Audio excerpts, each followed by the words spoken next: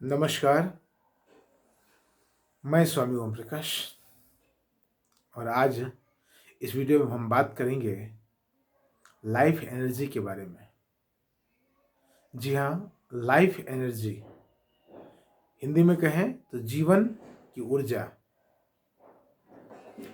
क्या आपको पता है जीवन ऊर्जा क्या होती है? क्या आपको इसका महत्व पता है? जीवन के बारे में क्या कुछ जानते हैं आप? क्या आपको जीवन का पता है? यदि आपको जीवन का पता होगा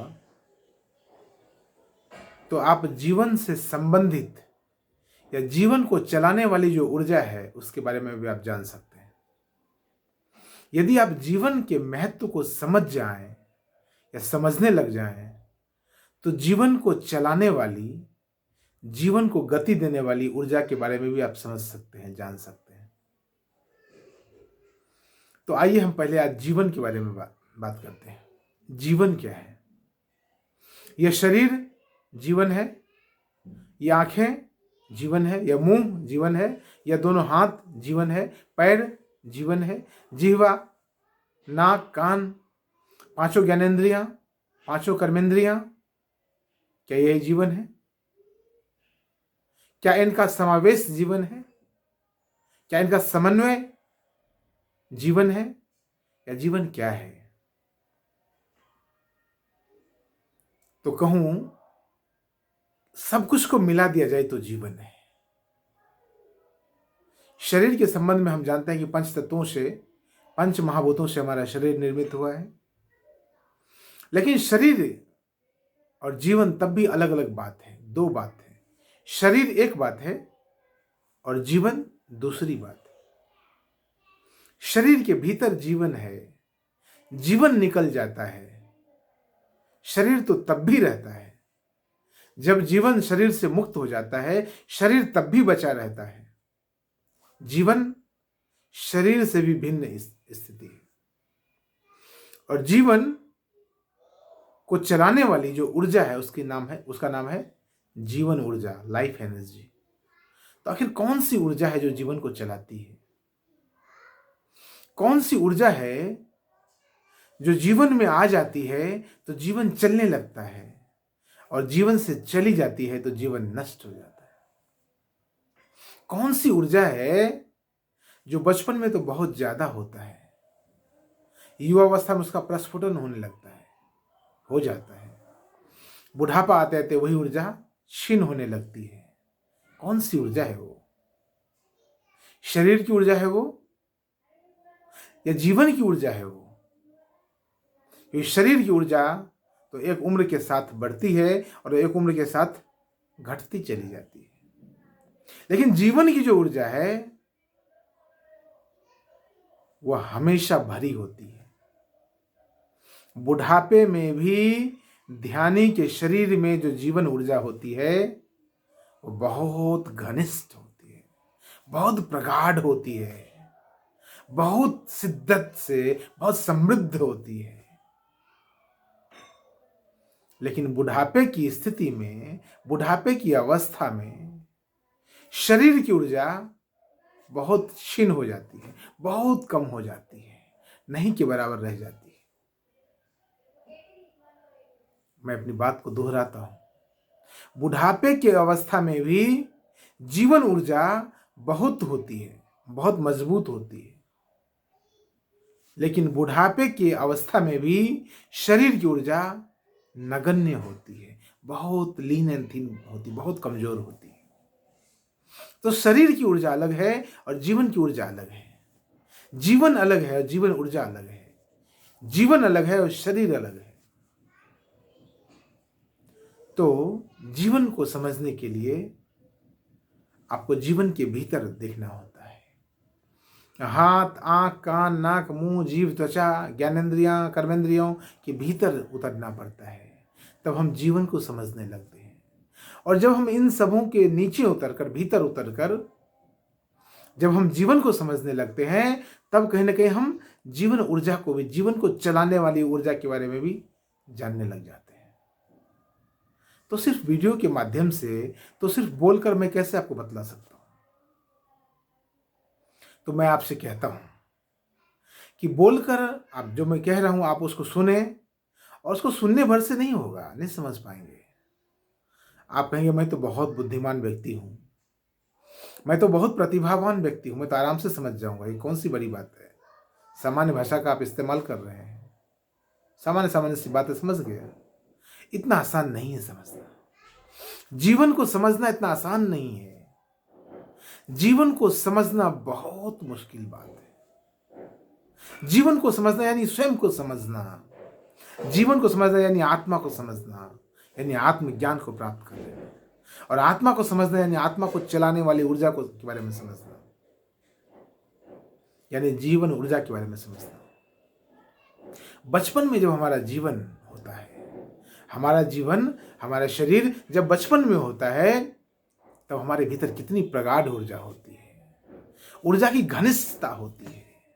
उस दौर में कुछ हम सोचते नहीं, कोई भी घटना हो, शकुन अपशकुन कुछ सोचते नहीं है। घटना हो, दुर्घटना हो, जो भी होने का होता रहता है, जीवन चलता रहता है। बचपन बीतता चला जाता है, कोई परवाह नहीं होती।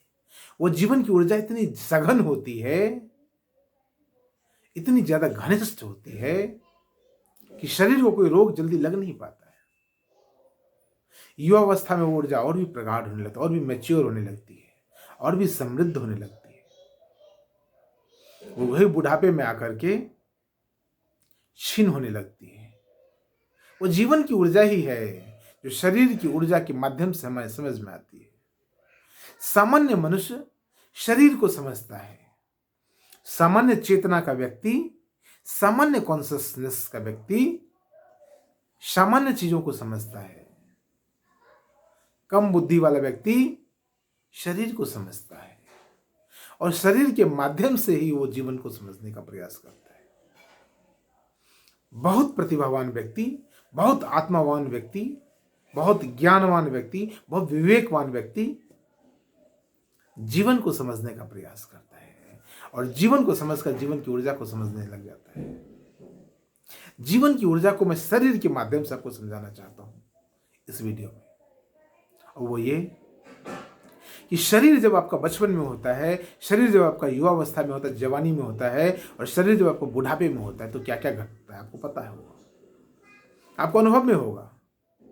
बचपन में हम कितना खुश मिजाज होते हैं, कोई चिंता नहीं, कोई टेंशन नहीं, कोई परेशानी नहीं। युवावस्था में भी हम बहुत खिले खिले से होते हैं। एक सपना होता है जीवन को जीने की, और एक हम अग्रसर होते हैं।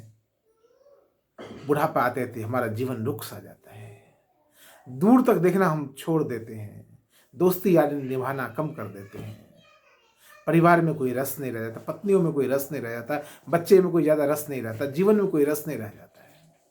ऐसा क्यों है? जीवन की ऊर्जा कम हो गई, और जीवन की ऊर्जा जो कम हो गई, इसलिए शरीर की भी ऊर्जा कम हो गई। समझना इस गहरे भेद को। जीवन की ऊर्जा कम हो गई। जीवन की ऊर्जा कम क्यों हुई? क्योंकि अब जीवन ही कम रह गया। बचपन में जीवन बहुत था, बचपन में आपके पास जीवन बहुत था, सघन जीवन था, प्रगाढ़ जीवन था। युवावस्था में आपके पास बहुत भरपूर जीवन था। बुढ़ापे में जीवन कम हो रहा है, अब जीवन ही खत्म होते जा रहा है, तो जीवन की ऊर्जा भी कम होती चली जा रही है। ऊर्जा खत्म होगी तो जीवन खत्म हो जाएगा। ऊर्जा से ही तो जीवन है, ऊर्जा नहीं तो जीवन कैसा? गाड़ी में तेल नहीं तो गाड़ी चलेगी कैसे? जीवन को चलाने के लिए जीवन ऊर्जा जो प्रकृति ने, परमात्मा ने, उस परम पुरुष ने जो हमारे भीतर डाल रखा है, वो जीवन की ऊर्जा कम होती चली गई, तो शरीर की ऊर्जा भी कम होती चली गई, और जीवन भी कम होता चला गया। इसीलिए जीवन की ऊर्जा कम होने लगती है, तो जीवन के प्रति कोई रस नहीं रह जाता, क्योंकि अब जीवन की समाप्ति का समय आ गया है। अब आपको उसमें रस कहाँ रहेगा? तो क्या करें? कि जीवन बचा रहे, जीवन की ऊर्जा को बचाए रखें। बचपन में क्या करते थे उसको दोहराइए। मैं उसको बोलकर व्यक्त नहीं करना चाहता, मैं आपके माध्यम से उसको पीछे ले जाना चाहता हूं। मैं आपको इसी वक्त आज के दिन में आपको पीछे ले जाकर दिखलाना चाहता हूं, आप बचपन में क्या करते थे जो आपके पास बहुत जीवन था, बहुत घनिष्ठ जीवन था। बचपन में जो कुछ करते थे जीवन को पाने के लिए, आज वही कार्य करें तो आपके पास फिर से जीवन हो जाएगा, फिर से जीवंतता आपके भीतर प्रगाढ़ होने लग जाएगी, फिर से आपका जीवन समृद्ध और समृद्ध और समृद्ध होता चला जाएगा। तो आप उस पर विचार करें कि बचपन में आप क्या करते थे, युवावस्था में आपकी मानसिकता कैसी थी। उस मानसिकता को आज फिर से लाने का, फिर से उसी चादर को ओढ़ने का प्रयास करें। कबीर कहते हैं, ज्यों की त्यों धर देनी चदरिया, वैसी चदरिया फिर से वापस दे देना है परमात्मा को। कैसे देंगे आप? आपका तो सब कुछ छीन होता जा रहा है, सब कुछ कम कम और कम और कम होता चला जा रहा है, कैसे लौटाएंगे? प्रकृति ने तो जीवन से भरपूर चादर देकर आपको भेजा था, और आप प्रकृति को जब लौटाने जाएंगे तो आपकी चादर में कुछ दम नहीं रह जाएगा। तो कैसे लौटाएंगे आप? या तो कबीर की बातें बेकार की है, या आपका जीवन बेकार का है। कबीर की बात तो बेकार नहीं हो सकती। कबीर तो परम पुरुष है, कबीर तो महापुरुष है, कबीर तो वो है जिसका कोई नाम नहीं, अलबेले है। कबीर तो परमात्मा है, कबीर तो भगवान है, वो तो आत्मावान है, वो तो प्रतिभावान है, वो तो विवेकवान है। आपके जीवन पर मुझे संदेह होता है, प्रश्नवाचक चिन्ह आपके जीवन पर मैं लगा सकता हूं, कबीर के जीवन पर नहीं, कबीर के जीवन के दर्शन पर नहीं। तो मैं आपसे कहता हूं, अपने जीवन को समझना हो तो बचपन में क्या करते थे उसको जरा देखें, युवावस्था में कैसी मानसिकता थी उसमें जाएं, वापस उस जीवंतता को अपने भीतर खोजने का प्रयास करें। आप फिर से जीवंत होते उठेंगे, आप फिर से जीवंत उठेंगे, और आपके पास जब जीवन आने लग जाएगा तो जीवन की ऊर्जा को भी आप समझने लग जाएंगे। इसलिए मैंने शुरू में कहा, जीवन ऊर्जा को यदि आप समझना चाहते हैं तो जीवन को समझने का प्रयास करें, और यह प्रयास आपको स्वयं करना चाहिए। यह प्रयास आपको स्वयं करना होगा, और आपको स्वयं करना ही चाहिए। तभी आप जीवन को समझ पाएंगे, और उसके बाद आप जीवन ऊर्जा को समझ पाएंगे। और इसके लिए जो बेहतर है, इसके लिए जो सबसे सुंदर उपाय है, वो है ध्यान की विधि। ध्यान सीखें, जीवन को जानने का प्रयास करें। जीवन को जानने के लिए जो कुछ सीखना चाहिए वो आपको सीखना चाहिए, तब आप जीवन को समझ पाएंगे, तब आप परम जीवन को समझ पाएंगे। अन्यथा शास्त्र में कहावत है, ये शाम न विद्या न तपो न दानम। देखिए, विद्या सबसे पहले आती है, जिसके पास विद्या नहीं, ये शाम न विद्या न तपो न दानम न चापे शीलम न गुणो न धर्म ते मृत्युलोके भुवि भारभूता मनुष्य रूपेण मृगश्चरन्ति। मनुष्य के रूप में पशु की भांति आप जीवन जी रहे हैं। पशु की भांति जीवन जी के चले जाएंगे आप, कुछ भी हासिल ना होगा। कोई धन, कोई पद, कोई स्त्री, कोई पुत्र, कोई बड़े बड़े मकान, आलीशान जमीन जथा, कुछ भी काम नहीं आएगा। 2 कौड़ी का जीवन जीकर चले जाएंगे, कुछ भी हासिल नहीं हो पाएगा। तो यदि परम जीवन जीना चाहते हैं, कबीर की तरह परम जीवन जीना चाहते हैं, बुद्ध की तरह, श्री कृष्ण और श्री राम की तरह, साक्षात महादेव की तरह, ओशो की तरह, नानक की तरह, पलटू की तरह, पंडित श्री राम शर्मा आचार्य की तरह, अनेक अनेक संतों, महान संतों की तरह, तो जीवन के भीतर झांकिए।